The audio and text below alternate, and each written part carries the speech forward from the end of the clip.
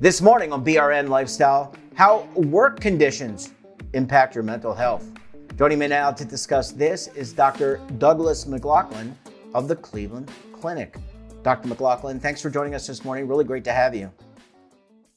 Absolutely. Thanks for having me. Let's start off with a basic question, and I want to get your insight and your expertise.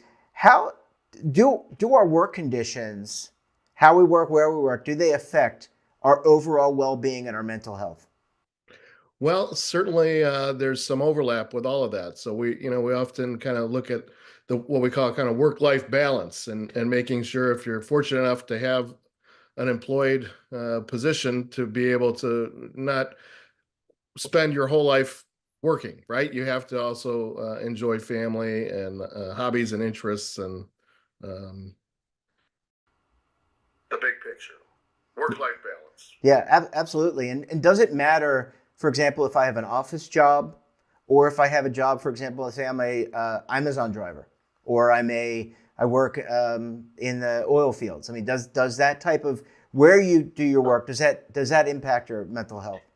Yeah, I mean, I think people should choose where they are most comfortable working, whether they want to be outside or in a research laboratory, working from home, remote. I mean, there's pros and cons to all of those things. But I think the concept of work-life balance still resonates wherever you're working. And does that seem to differ if I'm a third shift employee versus first or second shift? So I work nights, and this would be hospital workers or EMTs or police firefighters, people who or could be factory workers. I mean, does that have an impact Right. on our mental Yeah, condition? certainly. I mean, it can play a role into work stress if you're working night shifts, especially if it's shift work. So maybe you have a couple days where you're night and then you flip it and you have some time during the day. And so, again, some people will prefer that, like people doing hospital work as a physician, it's working with the night shift folks. Often they'll choose that. Some of it is just the lifestyle. It works better for them. Some of it is, just the practical, nature of their family and their kids and parents and what they need to do. But shift work can be a challenge. So it definitely can affect your overall sleep cycle, which then gets into affecting that rejuvenating sleep and what we call kind of the deep wave sleep. And so if you're not able to balance that out and make sure you're getting enough sleep, then it will absolutely have an adverse effect on the quality of your mental health. Yeah, and you talked about the work-life balance, and I think, regardless, I would think regardless of which shift you work and how you work, it's very important. Are there things that as an employer should be either looking out for or be offering to workers to help their mental well-being and with that work-life balance? Yeah, I think it's important for the employer to realize what a job does for a person, right? So it gives them structure. It brings, social purpose, self esteem. It engages people in life overall. And so if you start with the employer understanding that, and then you kind of look at what might an employee seek from their employer, right? So beyond money, like we call a lot of this is like the secondary benefits of employment. So making sure that the workplace is, first and foremost, a safe environment to work, making sure that you're encouraging teamwork, making sure the patient or the employee feels that their work matters, right? So don't just send out surveys and ask questions and then don't make change, right? Like if you're gonna look for feedback, do something with it, and accept honest feedback from your employees, and make sure that there's growth opportunities, right? So people want to feel like they're not just stuck in what they're doing, but that there's potential to move up or do Yeah, something different. yeah, So flexibility is the key, and really looking at what we all learned during this pandemic with COVID is, flexibility is absolutely paramount, and having this now like the hybrid options to work, employees are actually a little bit more empowered now than ever to be able to kind of asking for stuff we used to not think about, right? So employers are need to be aware.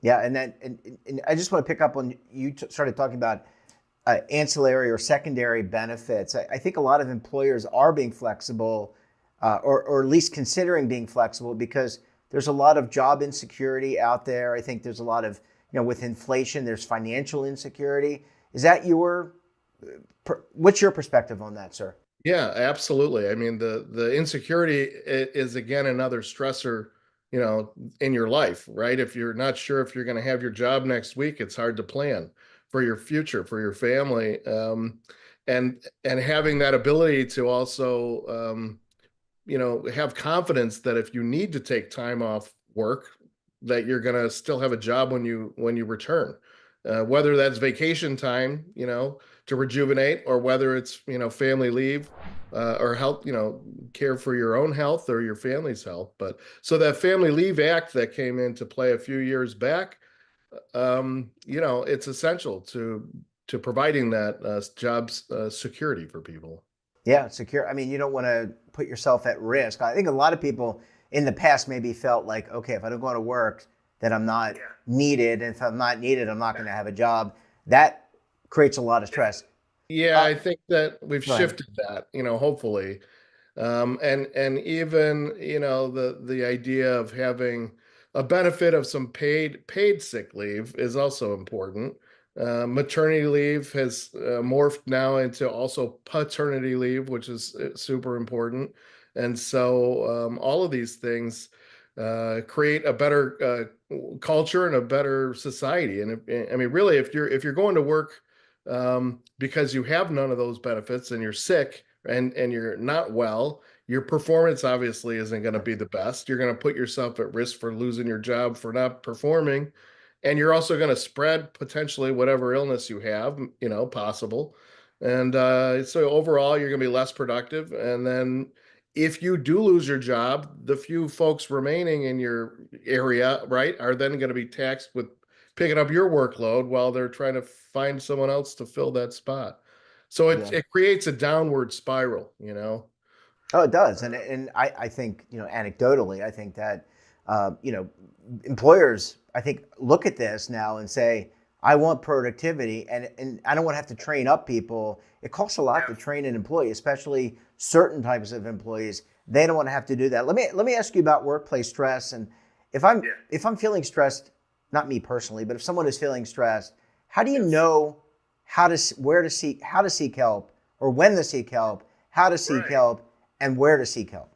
Well, again, I mean, just being aware that this discussion, is taking place, that people deserve to feel, healthy, and to basically be able to enjoy, life, right? So when I see people that are struggling with their mental health, but don't really want to engage maybe in taking a medicine, or even engaging at all, I look at this, what we call the somatic or physical changes, right? So if you start to see major changes in your sleep patterns, in your concentration, in your appetite, I mean, and it could go up or down. Like weight can go significantly up when people are stressed, or it can go significantly down.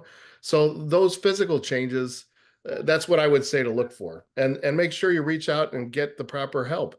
And the goal is to turn to that, full joy in life, and not be the victim from this. Yeah, I mean, you should have a positive. I think if you have a more positive outlook on life, Yeah, absolutely. it's not only better for you, but Yeah, candidly, it's better for everyone around you. yeah, yeah, I would agree. Yeah.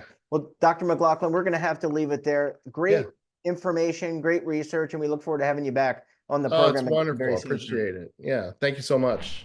And don't forget to subscribe to our daily newsletter, The Morning Pulse, for all the news in one place. Details, of course, at our website. And we're back again tomorrow for another edition of BRN. Until then, I'm Jeff Snyder. Stay safe, keep on saving, and don't forget, roll with the changes.